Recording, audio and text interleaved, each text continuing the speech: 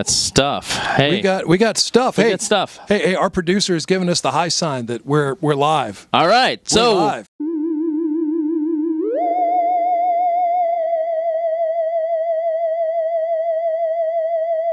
Hello again, and welcome to the Comics Online podcast, Season 15, Episode 17. I'm your host, Kevin Gaussoin. With me today, as usual, is our co-host, Troy David Phillips, store manager here at Flashback Comics and Games in Woodbridge, Virginia.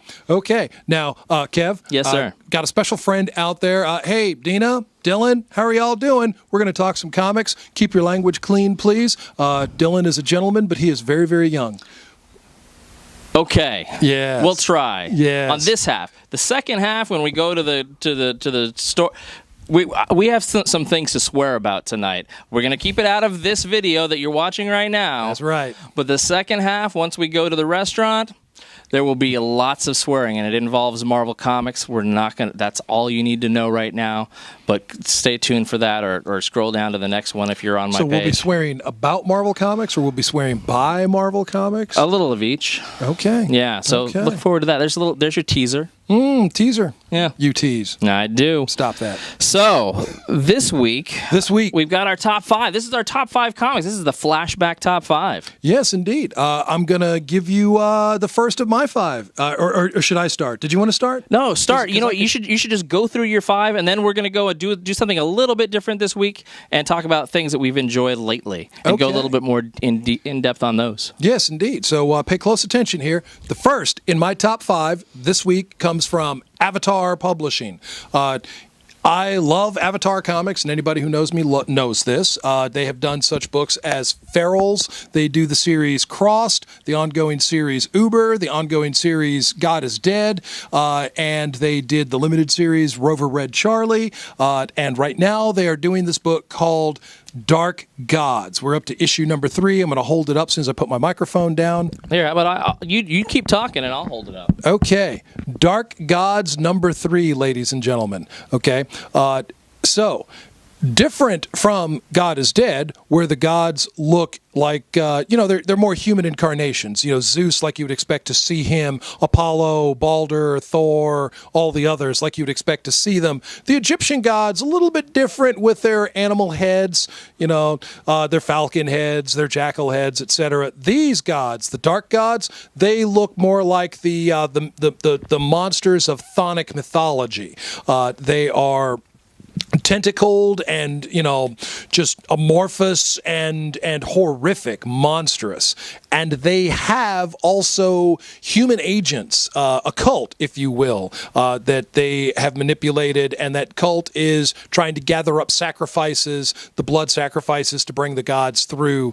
The artwork is wonderful and graphic. So this book is definitely for mature readers. It is not for the younger readers. There are scenes of violence that some may find disturbing. There is strong language. And for some of you, those may be selling points. Who knows? I had to look through here to find something that didn't have a bunch of blood or other things. Right? On the other hand, part of that is because Avatar does not put limitations on their creative teams. I know I've said that in the past. So Justin Jordan and Jermaine Aramusp. I hope I'm pronouncing that name correctly. If not, probably Herman.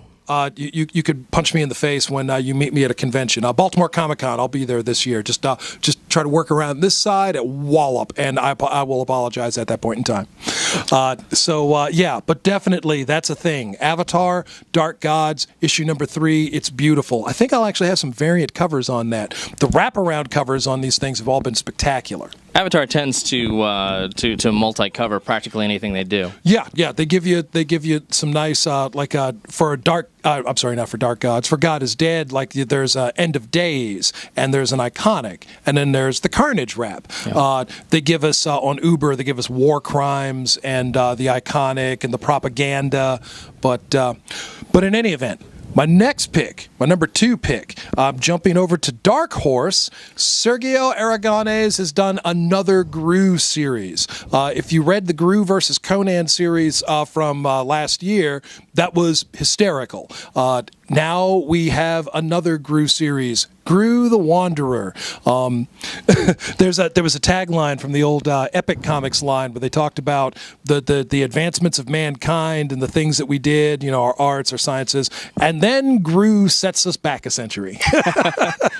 And this subtitle is Friends and Foes, Captain Ajax. Captain Ajax, yeah. This is number 1 here, and Sergio Aragones and Marc Evanier, Stan Sakai, and somebody called Lutz. It's wonderfully, it's funny, it's lighthearted. Even the violence that is over the top is very cartoony in its nature. I have loved Groo since 1983 was for me. I've got Groo all the way back to the original Pacific Comics Groo. Yeah, me too. That was, in fact, when I discovered Pacific Comics was 1983. Yeah. And we're doing the countdown. There we go. Wonderful. So Dark Horse Comics, Groo, Friends and Foes, Captain Ajax. You want to pick that one up. Now, this one, I just picked it up and gave it a thumb through because the title looked interesting. It's very medieval in its tone on the inside. So it's got that sort of knights in armor genre vibe to it. Reyn is the book, latest from Image Comics. Reyn looks beautifully illustrated. I see knights, I see magic, I see sweeping vistas, so I'm kind of getting the feel that there's going to be an epic quest here. I'm looking forward to sitting down with this. Yeah, Simmons, Stockman, Little, that's the creative team, and I've not read stuff from this particular creative team, but if this is an example of what they're going to do, I'm actually pretty jazzed about it. Like I said, it's the interior art is definitely eye-catching. The title is unusual. The swords and sorcery characters. I like knights in armor. I like the kind of King Arthur thing. Yeah. Is that weird? Not at all. Okay, so Reyn from Image Comics. Now, skipping right over to DC Comics. Speaking of armor. Yeah, so the Finch team, Meredith and David Finch, continuing their work on Wonder Woman. Can't wait to crack this open and show you something good. Doing the countdown, and yeah, let's find out something good on the inside there. Their direction, right there. Right there. Spread. I know, man. David Finch is trying to melt the eyeballs out of my head, I think is what he's trying to do. I feel like Meredith Finch is very quickly finding her feet with Wonder Woman. She's taking the character in a bit of a different direction from the previous creative writer, Mr. Azzarello. Right. And David Finch is definitely different from Cliff Chiang. I loved that group on Wonder Woman and the New 52, but this stuff is, again, it's night and day different, and it's amazement. Look at that. Yeah, I know, man. I mean, it's absolutely gorgeous, and yet Finch manages to get Wonder Woman in some, just some hardcore action. So. I thought for a second maybe he was going to concentrate on the feminist aspects of her, the woman of extraordinary beauty. But no, she's pretty action-oriented. She uses that sword. Feminine rather than feminist, I believe you. Yeah, actually, feminine was the word I wanted. Thank you. Yeah. So, fifth. Hey, Troy, is the end forever? Lord, I hope not. Okay, so... latest Fantastic Four, ladies and gentlemen. Mr. James Robinson continuing to roll his story on this book, having moved us right on through the original Sin and Axis, and we have reverted in numbers. We are at 642 on the Fantastic Four, a book which probably should be around about 642 if it had run continuously from 1961, November, I believe, was the release date. We're building toward the end with the Fantastic Four. This story is building towards something enormous. We have seen some terrible turns of fortune for the Richards family, for Ben Grimm, for the Human Torch. We've seen some... and Valeria. Yeah, Valeria hanging out with her godfather, Uncle Dr. Doom. She's a smart kid, but she is a little naive. She has a lot of growing up to do, but Unfortunately, that growing up is tempered by the fact that she is more intelligent than her father. And since her father is Dr. Reed Richards, that says something. In any event, Fantastic Four by James Robinson has continued to be extraordinarily good. Pick this up and wait for the end. The end is coming.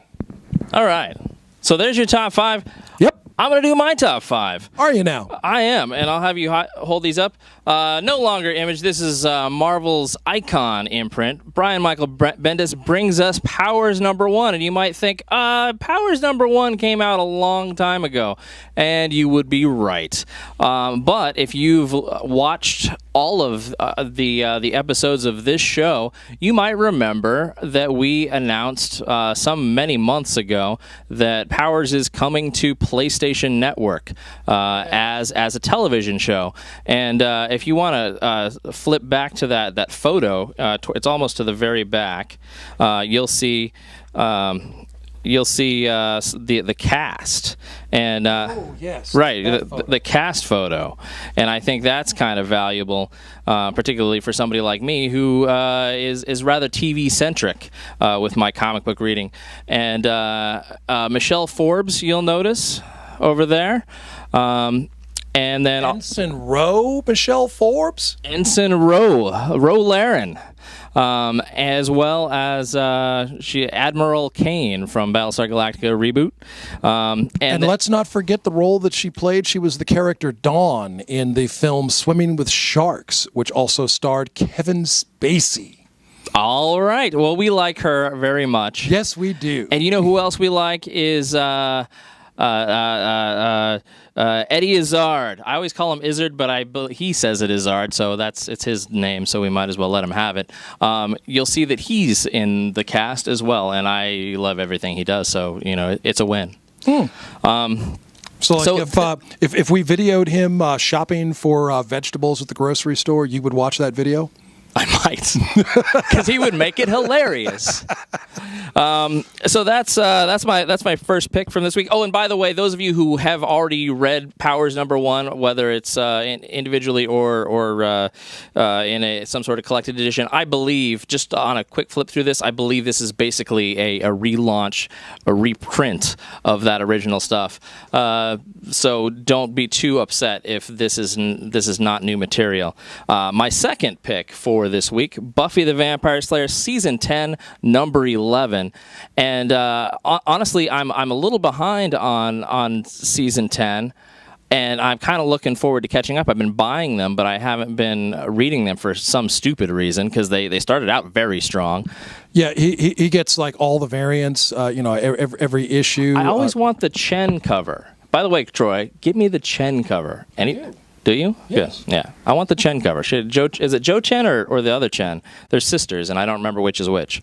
But anyway, this is not the Chen cover. This is the interior artist cover, Megan Levins, I believe. Yes. And this is written by Christos Gage, who we will remember from... I'm sorry, I was watching Marc's fingers. Stump Troy. I win this round.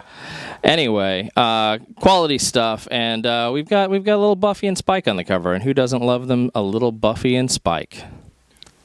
I was not the biggest fan of Spike's character through the entirety of the series. There were times that I liked him. There were times that I didn't like him. I think that was on purpose. I think you're meant to dislike him a lot of the time, to where he's like, oh, he's screwing up. Like, suddenly, he starts to get heroic and then screws up, and then starts to get heroic and then screws up. But in the end, in the very last episode of the season, he's a hero. And spoilers, he's the big damn hero that Joss Whedon wants to give us in every series. And when it comes to Angel, he's a friend to the end there too. Yeah, well, I guess. So love that guy. What's number 3 on your hit parade? Number 3 on my hit parade, Image Comics presents Invincible number 116. Like Walking Dead, Invincible has been one of those books that I continue to get and catch up with, even when I was behind on everything else. And you know what? You kind of can't lose with Invincible. It's it seems like, by the way, folks, if you read a little bit of it and you think, oh, well, this is kind of like a Superboy or perhaps an early teenage Spider-Man. Yes, it is that, but it is generally speaking not for children. This is it might not be marked that way, but there is some very graphic violence in Invincible a lot of times. Well, and it doesn't predicate itself on graphic violence, but it is definitely written to a higher reading group. Much like if you wouldn't enjoy The Walking Dead because gore and blowing people's heads off, then don't read Invincible. But if you enjoy a little bit of ultra violence once in a while, yeah, and superheroes, Invincible is your jam. I've not followed this particular series continuously, but I've dabbled in and out of it because I found the characters and the characterizations to be engaging. Yeah. I'd learned a little bit about someone like Tech Jacket, made me interested in picking up the Tech Jacket series. Yeah.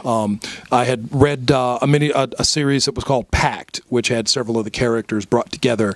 Invincible did a couple of crossovers in the Marvel Universe. Right.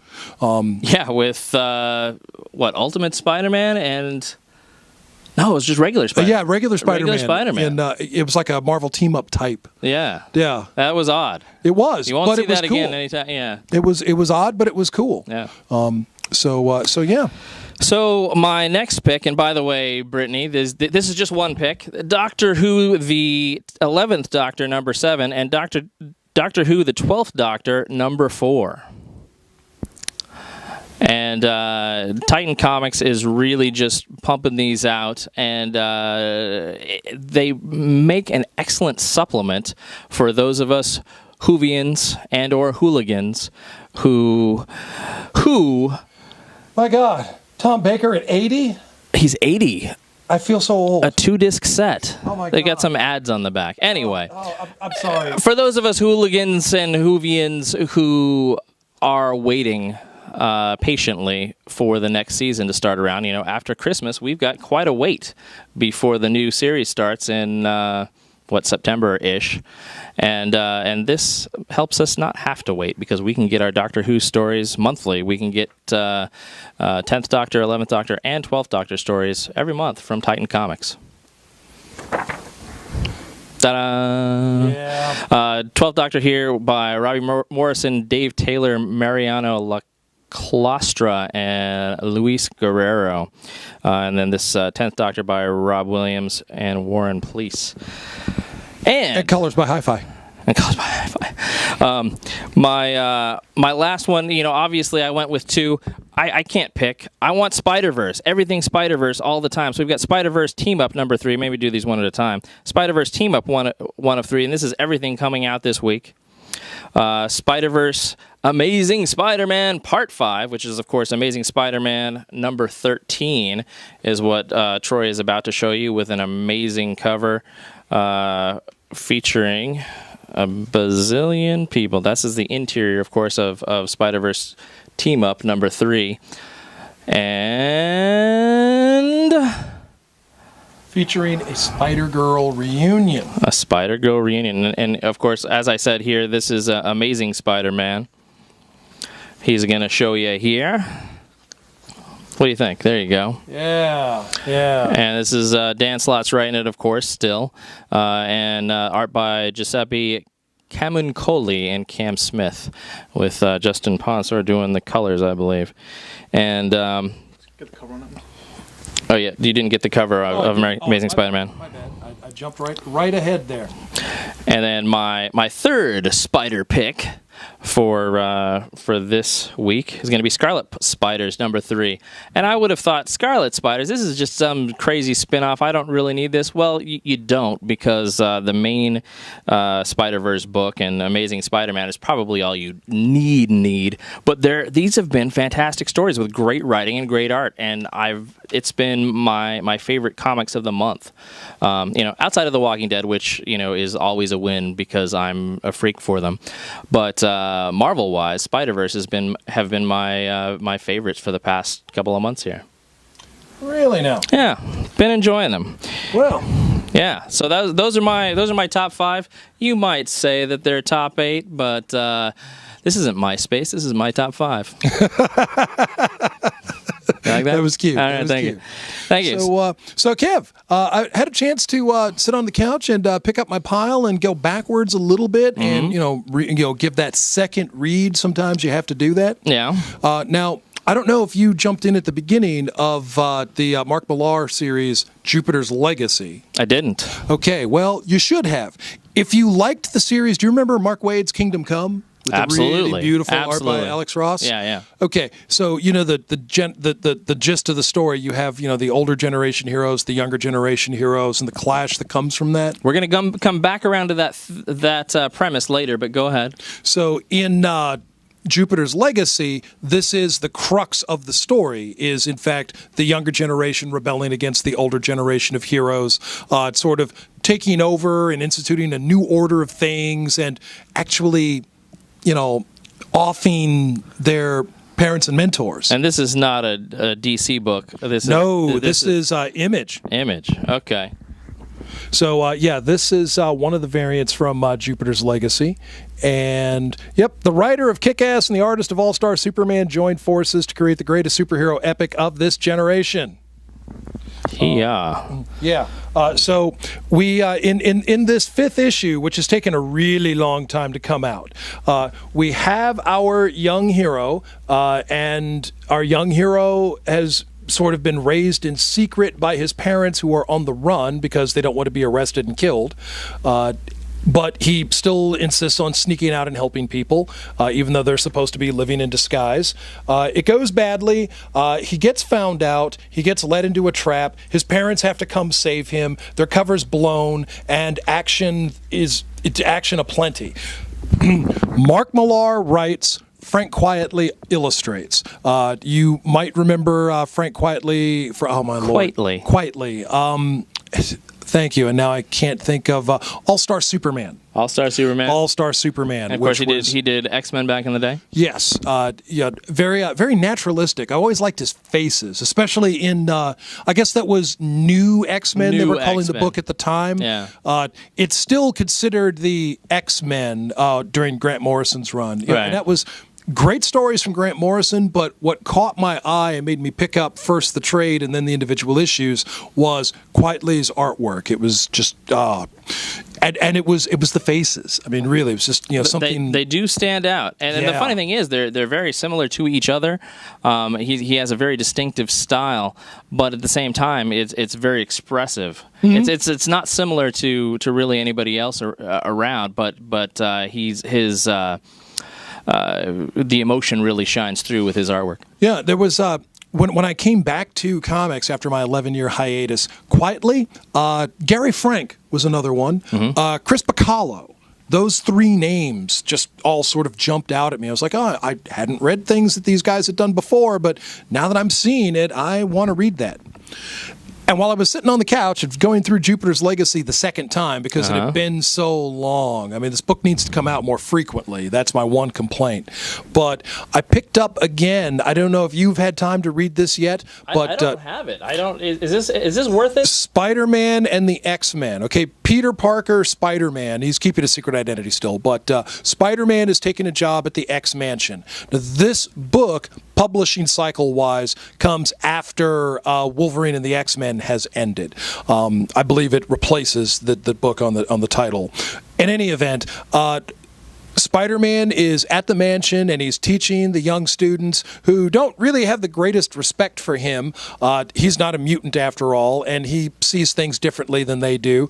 We think of Spider-Man as being a younger character, certainly in comparison to Iron Man or Captain America or Reed Richards, but he's older than these kids, and they have the same sort of snarky, preteen disrespect for, the old guard that Spider-Man might have demonstrated if he had been a snarky teenager. This book also brought back the supervillain Stegron the Dinosaur Man. You might remember him from earlier issues of Spectacular Spider-Man and Amazing Spider-Man. But he's teamed up with other dinosaur-themed villain Sauron. So Stegron has some history with Spider-Man. Sauron has history with the X-Men. The pairing up between the two just felt natural. Sorry about the getting ads in here, but we've got these are here's a picture of Sauron and Stegron on the same page. Yeah, on the same page. How about that? You know, 2 dinosaur-themed characters. Why hadn't this ever happened before? So yeah, those definitely were worth the second read through. There's some other things on my pile right now. Have you picked up the book? It was from Boom Studios, Suicide Risk. No.